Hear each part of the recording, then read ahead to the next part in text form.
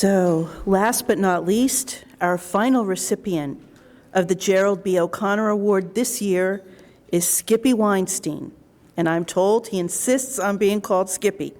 I'm pleased to have Drew Britcher come up here to present the award.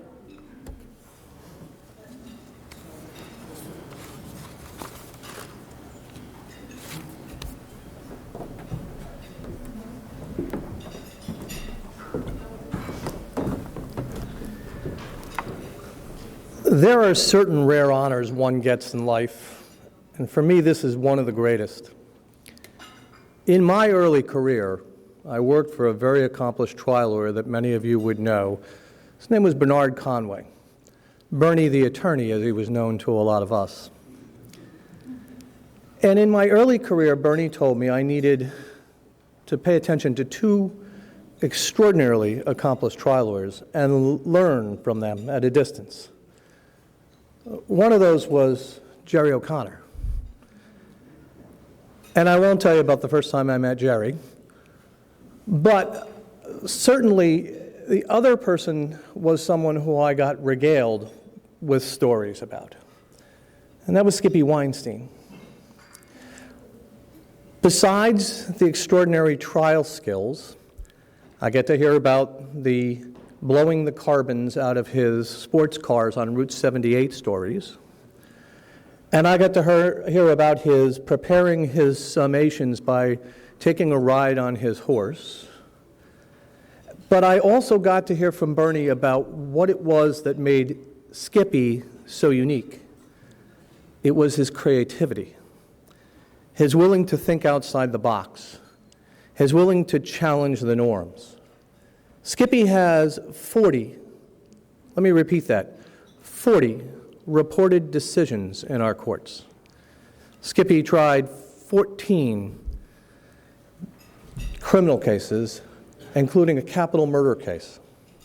He's one of the rare people who is both certified as both a civil and criminal trial lawyer.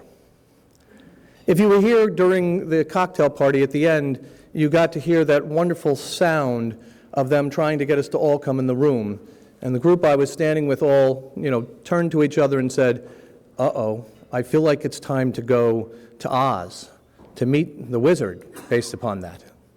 Well, I want to tell you something.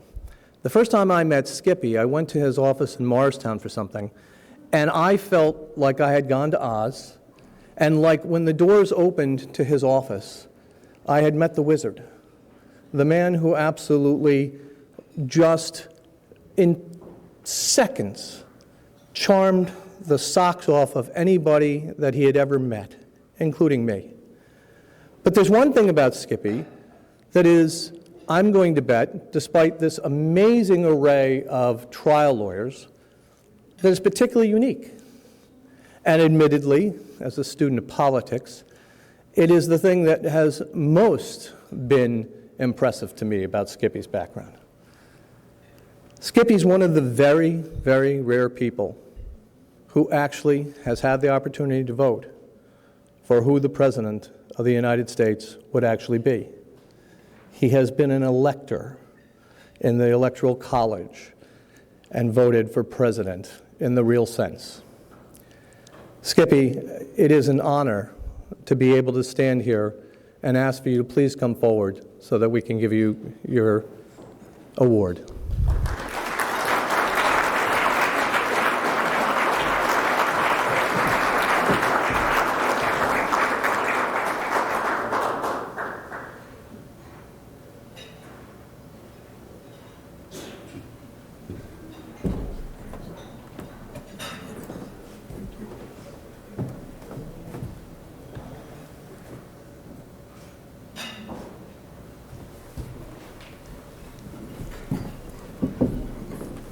An ego should never be wasted. It's an interesting world we live in. And I've had the privilege of being a trial lawyer for 52 years. I've loved it. I've cried with it. I look at these children that are brain damaged, and I say to myself, I've got to help this family. I knew Jerry O'Connor. In fact, he was a neighbor. Jerry was a wonderful, committed guy who loved what he did. And I worry about the future for the trial lawyers. As we, Jerry and I, and a number of others who are here, would go to the courtrooms every day, and we would try these small, innocuous cases, maybe 2 a week. I was with Hartford. We would get assigned to the courts, and we would run down these cases. So we would try 1 or 2 a week. And after a year, you can figure out how many different cases we tried. But the interesting part is, I am so concerned as to how are we going to do that in the future for our young lawyers.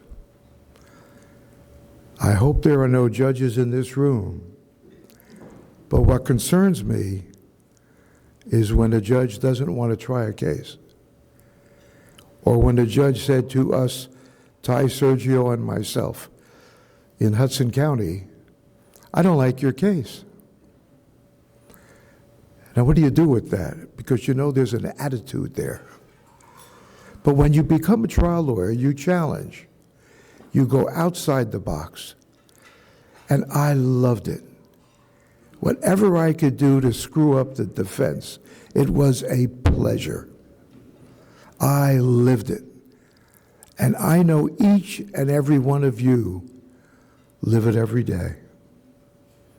I'll give you one example, which I thought was very funny. We sued a pharmaceutical company, and we finally had to make motions to take a look at some of their papers and their workups. So they tell us to go to Chicago, and there were 2 guards that are watching our lawyers.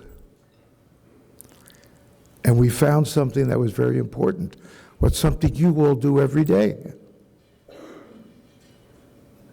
And at the deposition, the question was asked as to that drug.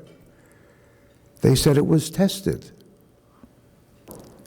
The question, of course, was tested by whom, on whom? And we found that in certain parts of South America and the Orient, these people were tested for that drug. And the question was, what was their health condition? And I know each and every one of you know this, but I felt so damn good when they came to me and said, Skippy, let's talk. And when they said, Skippy, let's talk, I knew they had a problem. And I enjoy them having problems.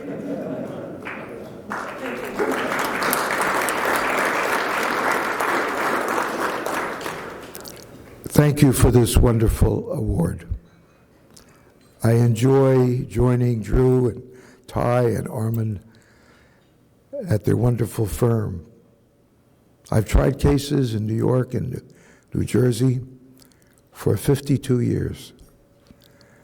And I must tell you, I've lost some big ones, and I won some. But as long as the client was satisfied, that to me was important. But let us not forget that the young lawyers coming up have to learn how to try a case in front of a judge who may not want to try that case, or against the defense attorney who has to spend time on that file. I didn't use the word legitimately. You see, you know what I'm talking about. Thank you very much. Thank you. My pleasure to meet you now. Here you go. Something to dust.